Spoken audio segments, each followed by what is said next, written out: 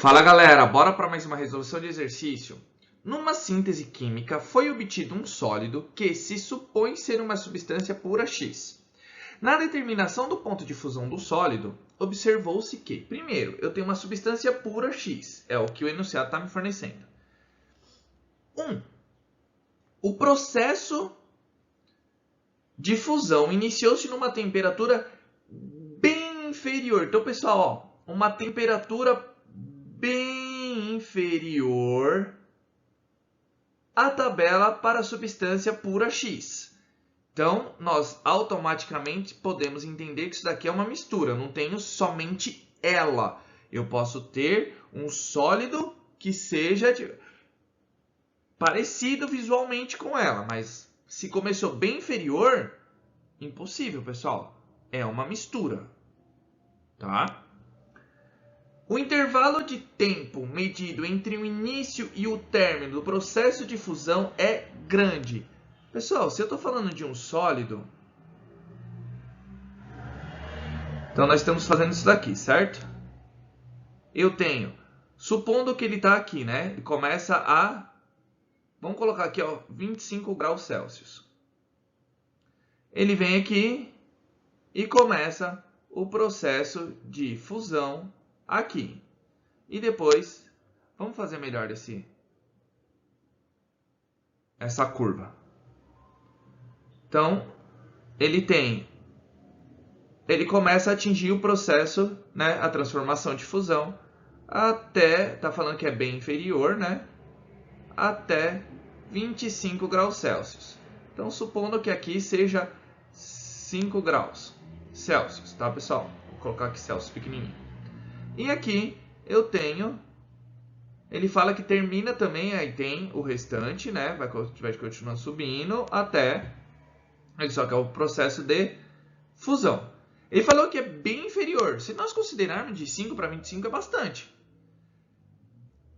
Então nós sabemos que isso daqui não pode ser uma substância pura, é uma mistura. Então eu sei que aqui é uma mistura.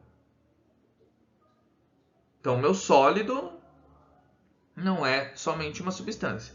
E ele fala que o intervalo de tempo medido entre o início e o término do processo de fusão é grande. Isso pode também interferir em questão da massa.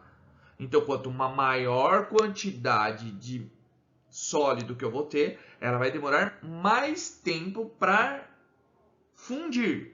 Porém, se eu estou falando que é uma única substância, não importa a massa, ela vai entrar em fusão no ponto de fusão específico daquela substância.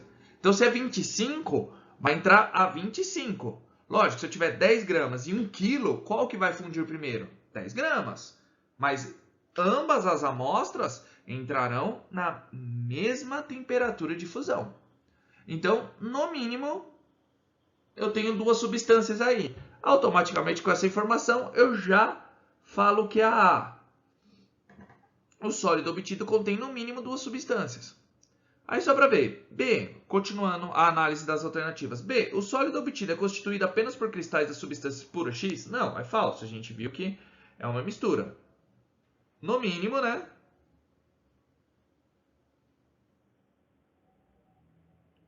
Duas substâncias. C, a quantidade do sólido utilizado na determinação foi menor que a necessária? O que a gente tem que fazer aqui, ó, o processo de fusão. Isso que é o problema. Isso que é o problema. Que é numa temperatura bem inferior.